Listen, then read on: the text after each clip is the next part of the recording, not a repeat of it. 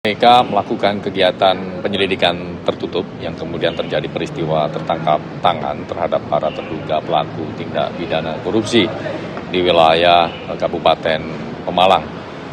Di mana dalam rangkaian peristiwa tertangkap tangan tersebut, tim mengamankan sejumlah 21 orang, 5 orang diamankan di Jakarta, 15 orang diamankan di Pemalang, dan 1 orang diamankan di Purworejo.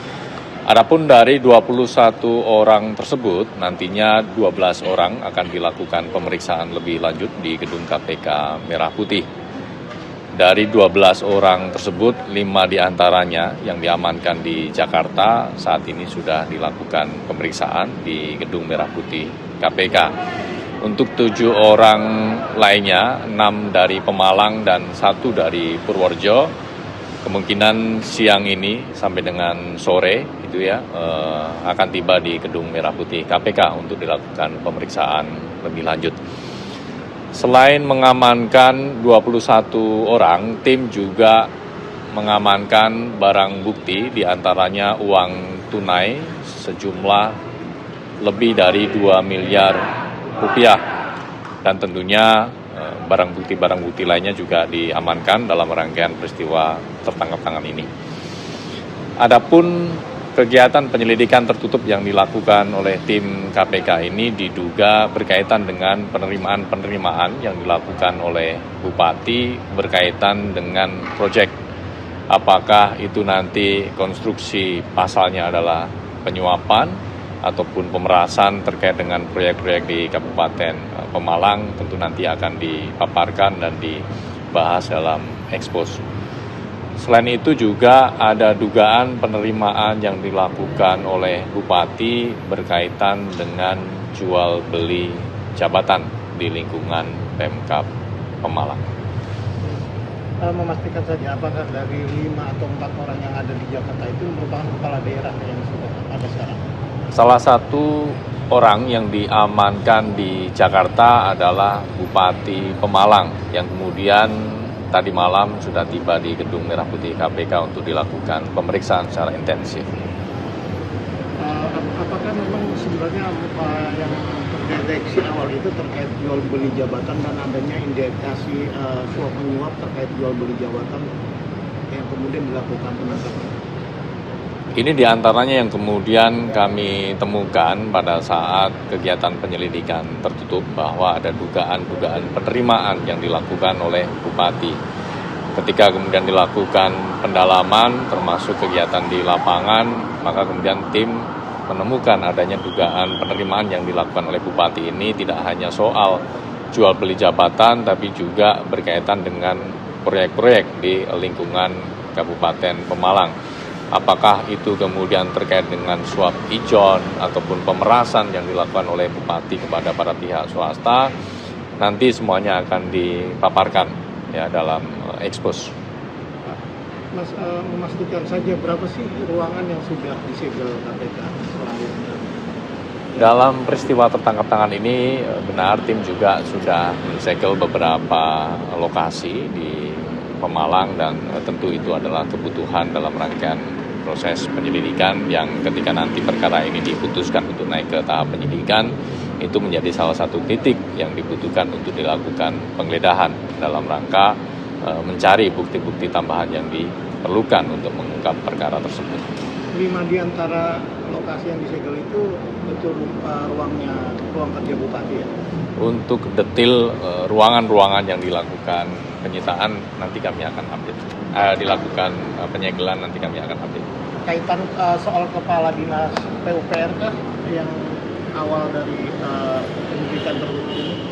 Di antaranya itu, karena ini berkaitan dengan proyek-proyek di wilayah Kabupaten Pemalang. Pak Marus, bisa sampein Pak Marus apa? Pak Marus katanya punya 6 dapur MBG atas nama orang lain nih Pak. Punya dapur MBG 6 ya? Iya Pak. Pak, ada yang mau disampaikan Pak?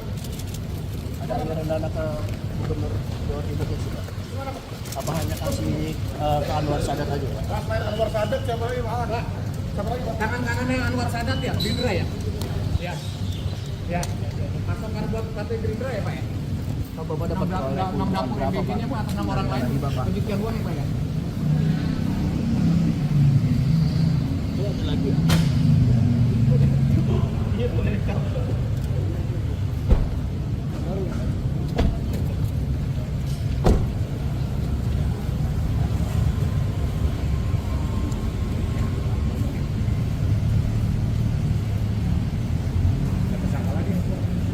Kebanyakan menanyakan kenapa di KPK, ya kan? Nah, kita memastikan yang bersangkutan pernah setidaknya bersasa menangani kasus-kasus besar, ya, kasus besar. Ya. Kami memandang perlu untuk pelindungan yang bersangkutan juga, untuk proses akuntabilitas, transparansi, dan kita sinergi dengan KPK juga, oleh karenanya untuk menjamin proses kedepannya dan yang bersangkutan mohon maaf mungkin lebih nyaman karena yang bersangkutan banyak menangani kasus besar, kita ketahui. Itulah salah satu pertimbangannya kenapa di sana. Serta jajaran tim 9, rekan-rekan media yang telah setia menunggu, pada malam ini telah ada tindakan hukum yang dilakukan oleh tim penyidik 9. Di hadapan kami ada Pak Jamas selaku koordinator tim 9.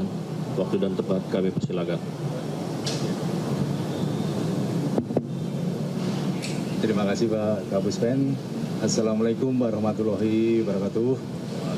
Sebelumnya marilah kita panjatkan syukur kepada Tuhan Yang Maha Kuasa, karena pada hari ini kita masih diberikan kesehatan, panjang umur, dan semoga ke depannya kita diberikan perlindungan oleh Tuhan Yang Maha Kuasa. Yang saya hormati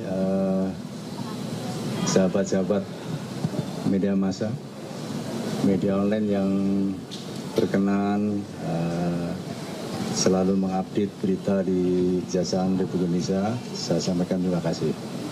Kami bersama-sama dengan tim 9 akan menyampaikan beberapa hal, tapi mungkin singkat-singkat saja. Yang pertama,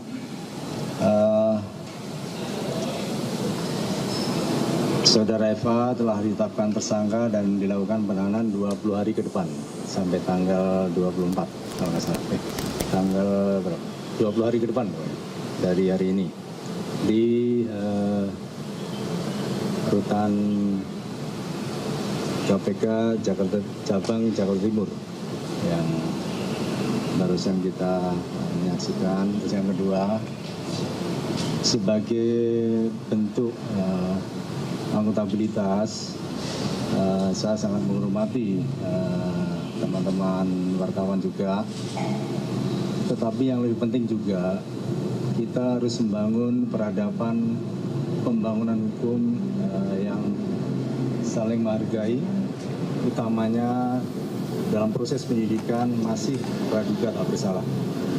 Oleh karenanya kita saling menghormati proses ini. Semoga kedepannya tim 9 tetap melaksanakan tugas sebaik-baiknya. Oleh karena nanti progresnya akan kita sampaikan lebih lanjut. Itu yang dapat saya sampaikan, perkembangan update penanganan dari mantan jam khusus. Untuk itu saya ucapkan terima kasih. Mohon maaf. Wassalamualaikum warahmatullahi wabarakatuh. Ya. Pak, gimana Pak terkait konstruksi perkara Pak? Pak, konstruksi perkara sejauh ini bagaimana Pak? Ada polisi belum jelaskan Pak? Pak, konstruksi perkara seperti apa Pak? Yang mana nih? Saya Konstruksi perkara seperti Narga apa Pak? gini. Hanya 2 pertanyaannya. Ini sudah terlalu malam ya. Ya silakan. Pak izin Pak, kami dari Tribun News. Ya, sebentar. Kebanyakan menanyakan kenapa di KPK, ya kan? Nah, kita memastikan yang bersangkutan pernah setidaknya bersasa menangani kasus-kasus besar, ya, kasus besar. Ya. Kami memandang perlu untuk pelindungan yang bersangkutan juga, untuk proses akuntabilitas, transparansi, dan kita sinergi dengan KPK juga, oleh karenanya untuk menjamin proses kedepannya dan yang bersangkutan mohon maaf mungkin lebih nyaman karena yang bersangkutan banyak menangani kasus besar, kita ketahui. Itulah salah satu pertimbangannya kenapa di sana. Dan itu sangat masuk akal. Izin Pak, ini penetapan tersangkanya di kasus apa ya Pak? Kasus yang tadi siang kami sampaikan TPPU. Pak, tolong jelaskan konstruksi perkara, Pak. Pak, tolong konstruksi perkara sejauh apa? Andi dari Pak. Ya, Pak. Ya. Pak, ngomong ya, kasih Pak Berde. Diam dulu. Diam dulu. Diam, guys. Diam dulu. Diam dulu, guys. Diam dulu. Pak Febri mau ngomong. Ya, Bang. Udah. Hari ini saya sudah diperiksa sebagai tersangka. Bang, Pak Lewat. Ya. Jangan dorong ya. Dan dilakukan penahanan. Saya sudah diskusi dengan jaksa pemeriksa. Belakang jangan dorong. Saya sudah diskusi jaksa pemeriksa, ya, bahwa Ini kasihan perempuan. alat bukti yang diajukan masih perlu didalami atau dikonfirmasi. Ya. Sehingga menurut saya ini belum cukup untuk dilakukan penahanan. Di Gedung Bundar tidak pernah seperti ini. Semua alat bukti harus dikonfirmasi dan diperdalam dulu. Dan berkali-kali dilakukan expose, baru kita yakin bahwa ini tidak zalim, sehingga kita tetapkan tersangka, dan barulah kita melakukan penahanan. Tetapi ini sudah menjadi keputusan pimpinan, saya siap menghadapinya, ya, dan saya merasa memang ini kriminalisasi. Terima kasih ya. Bang, jangan didorong.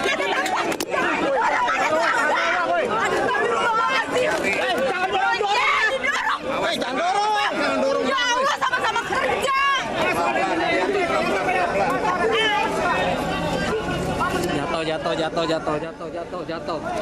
Jatuh nggak kuat, jatuh. Hancur, kamera hancur. Hancur. Dan pemirsa, baru saja kita saksikan statement dari ex-Jampitsus Febri Adriansyah yang menyebutkan bahwasanya dirinya ditahan. Seperti diketahui bahwasanya ex-Jampitsus Febri Adriansyah hari ini menjalani pemeriksaan dari pukul 13.00 waktu Indonesia Barat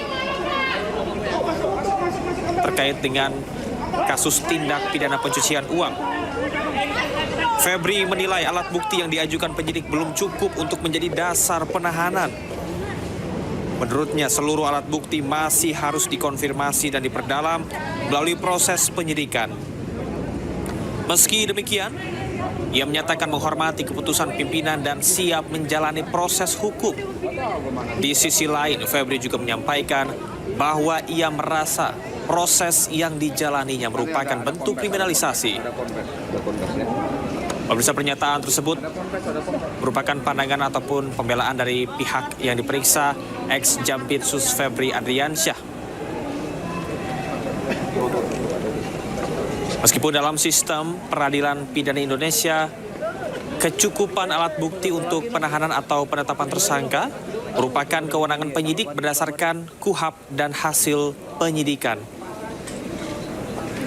Sementara itu, pemirsa, pihak yang diperiksa yakni ex-Jampitsus tadi baru saja kita lihat menyampaikan keberatan serta membantah alat bukti, dan pada akhir statementnya menyampaikan dirinya menjadi korban kriminalisasi.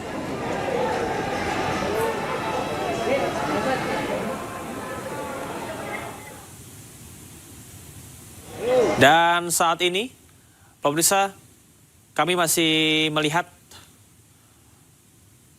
mobil yang digunakan, mobil tahanan Jampitsus, dan kami masih akan konfirmasi apakah ini akan langsung menuju ke rutan KPK karena Febri saat ini merupakan tahanan titipan.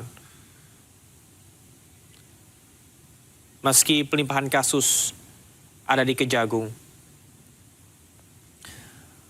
Febri Adriansyah memenuhi panggilan pemeriksaan di Kejagung pada pukul 13.00 waktu Indonesia Barat atau 1 siang pada hari ini dan dikonfirmasi